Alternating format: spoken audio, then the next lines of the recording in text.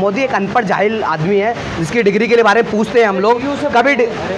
मैं वही तो कहता हूँ, मेरा एलुमनाई है, मतलब मेरा सीनियर, मेरा एलुमनाई मानो ना मेरी यूनिवर्सिटी से, तो हमने तो कभी कौन सी डिग्री है उसकी, एंटायर पॉलिटिकल साइंस। मैं पॉलिटिकल साइंस डिपार्टमेंट में बात किया जाके, वहाँ कोई भी ऐसे उस वक्त एंटायर पॉलिटिकल साइंस का सब कोर्स ही नहीं होता था। क्यों बेवकूफ़ बना रहे हैं यहाँ की जनता को। मोदी है तो मुमकिन है कम्युनल थिंग, मोदी है तो मुमकिन है यहाँ की जातिवाद हरकतों को बढ़ाना, मोदी है तो मुमकिन है यहाँ के हिंदुत्व, फासिज्म, टेररिज्म को बढ़ाना, ये चीज़ मुमकिन है। मोदी इतना डरा हुआ है, इस देश की सरकार इतनी डरी हुई है कि आम स्टूडेंट्स को, आम ऐसे छात्र को जो सामाजिक न्याय की बात करते हैं, जो इस देश की डेमोक्रेटिक वैल्यू को बचाने की बात करते हैं, उनको किस तरीके से दबाने की पूरी कोशिश की जा रही है। कोई भी बने, लेकिन बीजेपी सत्ता में नहीं है। अगर बीजेपी सत्ता में आई तो हम जैसे लोगों को तुरंत मरवा दिया जाएगा। हम जो लोग सामाजिक न्याय की बात करते हैं उनको जेल में डाल दिया जाएगा। अभी मोदी आया दिल्ली यूनिवर्सिटी में, मुझे रूम से नहीं निकलने, क्या मैं प्रधानमंत्री के सभा में नहीं जा सकता? मुझे जाने नहीं दिया, मुझे हाउस अरेस्ट कर लिया। अभी दौर भी अघोषित इमरजेंसी है, ये मानना पड़ेगा हमको। आज भी अगर मुझे नहीं पता कि आज मैं यहाँ भाषण दे रहा हूँ तो कल मेरे फ्लाइट पर पुलिस आ जाए। किस तरह से देख रहे हैं, क्या होने देखो वाला है? 2024 जो चुनाव है बहुत इस देश की डेमोक्रेसी के लिए बहुत महत्वपूर्ण चुनाव है। ये चुनाव अंत तक तय करेगा कि ये देश किस ओर जाएगा। ये चुनाव एक ऐसा चुनाव रहने वाला है जो बहुत ही करो मरो का चुनाव रहेगा। इस देश के चुनाव जो ये 2024 का चुनाव जो है, इस देश में अंत तक बहुत सारी ऐसी डेमोक्रेटिक भावनाओं, अगर बीजेपी जीतती है तो मुझे लग रहा है कि 2025 में आरएसएस के 100 साल होने वाले हैं। तो आरएसएस के 100 साल होने वाले हैं कि तो जो 100 साल का सपना देख रही है, तो अगर 2024 में बीजेपी इलेक्शन जीतती है तो 25 में बहुत बड़ा कम्युनल राइट, एक कम्युनल जेनोसाइड इस देश में देखने को मिलेगा। 9 भाई हम 9 साल में जिस तरह से काम हुए हैं, 9 साल के कामों को किस तरह से देखते हैं? हम तो पूछना चाहते हैं ऐसा 9 साल में कौन सा काम हुआ है जो दलितों के पक्ष में रहा हो, जो आम जनता के पक्ष में रहा हो, या जो ऐसा काम जो पूंजीपतियों के विपक्ष में रहा हो। ऐसा काम मैं जानना चाहता हूँ।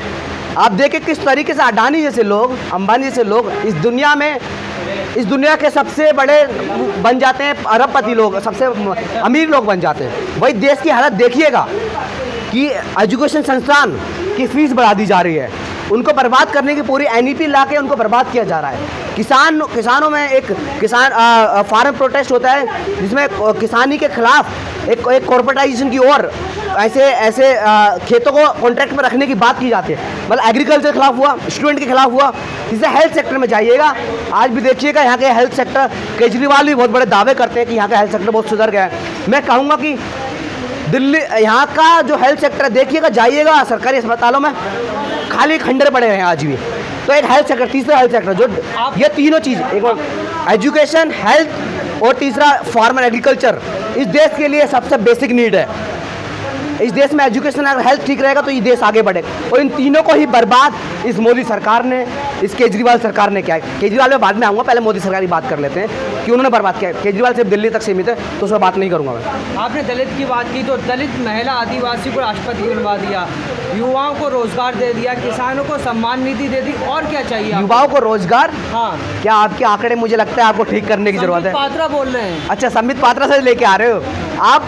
उस गोबर बुद्धि से अगर लेके आओगे तो यही होगा ना यार, कि आप देखिएगा कि सच में इस देश में क्या रोजगार मिल रहा है, क्या इस देश की आम जनता, आम स्टूडेंट्स, आम जो लोग पढ़े लिखे हैं उनको रोजगार मिल रहा है? तुम अभी जो बहुत बिहार में एक बक्सर में एक आंदोलन हुआ था, कुछ स्टूडेंट का आंदोलन, जब कुछ वायलेंस हो गई थी, तो किस लिए हुआ था? रेलवे पेपर को लिया था ना, अपनी रोजगार मांग रहे थे ना स्टूडेंट्स। क्या सच में आज भी मेरे गांव में या जो मेरा डिस्ट्रिक्ट में जाइएगा, लोग नौकरी के लिए सुसाइड कर लेते हैं, उनको नौकरी नहीं मिलती है अंत तक। लोग यहाँ पे एजुकेशन, उनके इंस्टीट्यूशन में मर्डर हो जाते हैं। अभी बहुत एक IIT बॉम्बे में दर्शन सोलंकी का मर्डर हो गया, इंस्टीट्यूशन में मर्डर। तो किस तरीके देखिए सच में रोजगार है इस देश में? दूसरी बात आपने क्या करी उस क्वेश्चन में? दलित आदिवासी, राष्ट्रपति मुर्मू और राष्ट्रपति कोविंद, रामनाथ कोविंद। अभी एक फोटो बहुत बड़ा वायरल हो रहा था कि जगन्नाथ मंदिर, कोई सा मंदिर था, मुझे भूल रहा हूँ उस मंदिर के बारे में। बीजेपी के नेता 2 वो अंदर जाके पूजा कर रहे हैं और राष्ट्रपति मुर्मू बाहर से सिर्फ हाथ जोड़कर नतमस्तक हो रही है। तो महामहिम से पूछेंगे या यहाँ की सरकार से पूछेंगे कि सच में ये सामाजिक न्याय की बात हुई? सिर्फ राष्ट्रपति, हमको पता है इस देश में राष्ट्रपति की क्या वैल्यू है। राष्ट्रपति क्या करता है हमको सबको पता है, इमरजेंसी के दौर में और आज का भी दौर में भी। आज का भी दौर भी अघोषित इमरजेंसी है, ये मानना पड़ेगा हमको। आज भी अगर मुझे नहीं पता कि आज मैं यहाँ भाषण दे रहा हूँ तो कल मेरे फ्लाइट में पुलिस आ जाए, क्योंकि मुझे पता है मुझे कितनी बार हाउस अरेस्ट रखा है। एक स्टूडेंट को, आम स्टूडेंट हूँ मैं, ज़्यादा कौन जानता होगा मुझे, मेरी यूनिवर्सिटी में जानते होंगे लोग, आप लोगों से पहली बार मैं मिल रहा हूँ, 2-3 जानते होंगे बस मुझे 26 जनवरी वाले दिन हाउस अरेस्ट रखते हैं एक आम स्टूडेंट को। अभी मोदी आया दिल्ली यूनिवर्सिटी में, मुझे रूम से नहीं निकलने, क्या मैं प्रधानमंत्री के सभा में नहीं जा सकता? मुझे जाने नहीं दिया, मुझे हाउस अरेस्ट कर लिया। तो आप देखिएगा किस तरीके से मोदी इतना डरा हुआ है, इस देश की सरकार इतनी डरी हुई है कि आम स्टूडेंट्स को, आम ऐसे छात्र को जो सामाजिक न्याय की बात करते हैं, जो इस देश की डेमोक्रेटिक वैल्यू को बचाने की बात करते हैं, उनको किस तरीके से दबाने की पूरी कोशिश की जा रही है। दूसरी बात रही कि ये टोकनिज्म पॉलिटिक्स हम अच्छे से समझ चुके हैं, हम यूनिवर्सिटी के छात्र हैं, हम जानते हैं कि किस तरीके ये लोग सिर्फ नाम पर पॉलिटिक्स कर रहे हैं, टोकन दिखा कर कि देखो हमने आदिवासी को राष्ट्रपति बना दिया। अरे भाई राष्ट्रपति बना दिया तो आज भी झारखंड में जाइएगा, यहाँ के आदिवासियों को नक्सली बोलकर उन पर गोली चलाई जा रही है। मणिपुर में देखिए मणिपुर में देखिए राष्ट्रपति हमारी आदिवासी है ना, मणिपुर पिछले 3 महीने से लगातार जल रहा है, वहाँ की पुलिस को शूट एंड साइट के ऑर्डर मिले हुए हैं, तो किस तरीके कितने हजारों आदिवासी मारे जा चुके हैं अभी तक। तो कैसा जिस तरीके से मान लें कि सच में यहाँ पे सामाजिक न्याय या आदिवासियों या दलितों के लिए काम हो रहा है। लगातार मुसलमानों के घर पे बुलडोजर चलवाई जा रही है, उनकी मस्जिद पे भगवा झंडा फहराया जा रहा है। तो ये कहाँ का एक सेकुलर देश हुआ? पहले सामाजिक न्याय एकदम अनकॉन्स्टिट्यूशनल, एकदम कॉन्स्टिट्यूशन अगेंस्ट, दूसरा कम्युनल सेकुलरिज्म के एकदम अगेंस्ट। तो ये तो संविधान की मूल भावनाओं को याद करें तो संविधान को पूरा ओवरऑल लागू करने की तो बहुत बड़ी बात है। विपक्ष एकजुट होने की कोशिश कर रहा है, मीटिंगें चल रही हैं, क्या मजबूत हो पाएगा? हम तो चाहेंगे कि सच में मजबूत हो विपक्ष, एक अच्छा ऑल्टरनेटिव बने इस देश के लिए, कोई भी बने, लेकिन बीजेपी सत्ता में नहीं है। अगर बीजेपी सत्ता में आई तो हम जैसे लोगों को तुरंत मरवा दिया जाएगा, हम जो लोग सामाजिक न्याय की बात करते हैं उनको जेल में डाल दिया जाएगा। और देश में वो दिन दूर नहीं जब डिक्टेटरशिप ऑटोक्रेसी गवर्नमेंट बन जाएगी।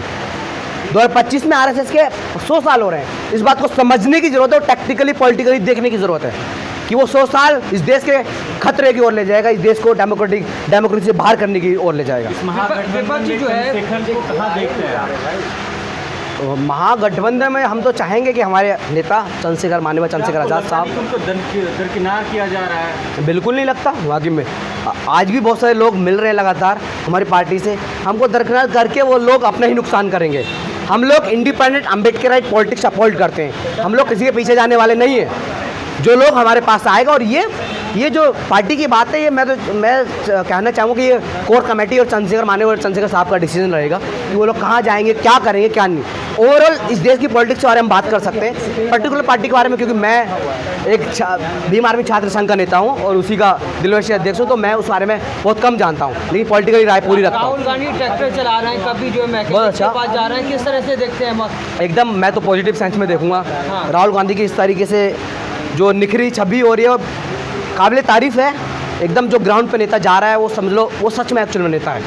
भले ही उसका जो इतिहास देखेंगे, राज रजवाड़ों से प्रधानमंत्री से आ रहा हो, लेकिन आज जो उसे पता चला कि देश की स्थिति क्या है, राहुल गांधी को पता चला कि देश की स्थिति है कि ग्राउंड पे आना ही पड़ेगा, बिना आए तुम कुछ नहीं कर सकते हो, बिना आए तुम राहुल गांधी से पप्पू ही बन के रह जाओगे। लेकिन जो पप्पू वाली राजनीति है उसको सुधारा है, जो छवि है उसको सुधारा है और बहुत अच्छा काम कर रहे हैं। हम तो कहेंगे कि आने वाले उसमें विपक्ष का चेहरा रहे तो बहुत अच्छा है। आपको लगता है राहुल गांधी को प्रधानमंत्री बनना चाहिए? हाँ, बनना चाहिए, क्यों नहीं बनना चाहिए।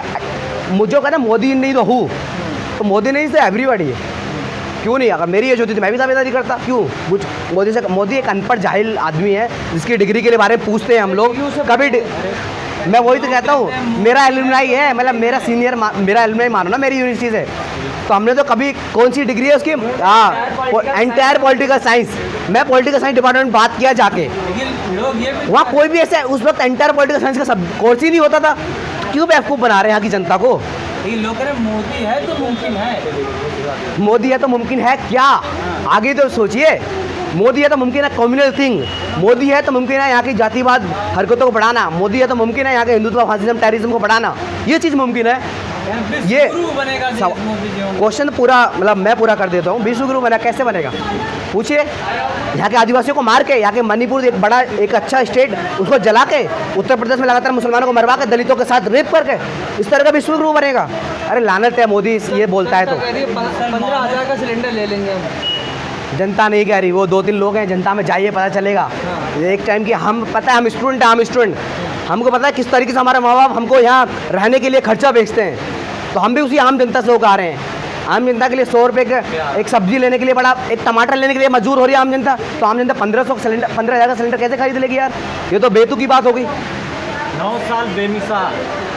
बेमिसाल, इसको पूरा कर देते हैं कि बेमिसाल फॉर हु, फिर से बोलूँगा, बेमिसाल फॉर अडानी, अंबानी, अमित शाह का बेटा सेक्रेटरी बन गया वो BBC का, उसके लिए बेमिसाल उनके लिए तो है, आम जनता के लिए कुछ भी नहीं है।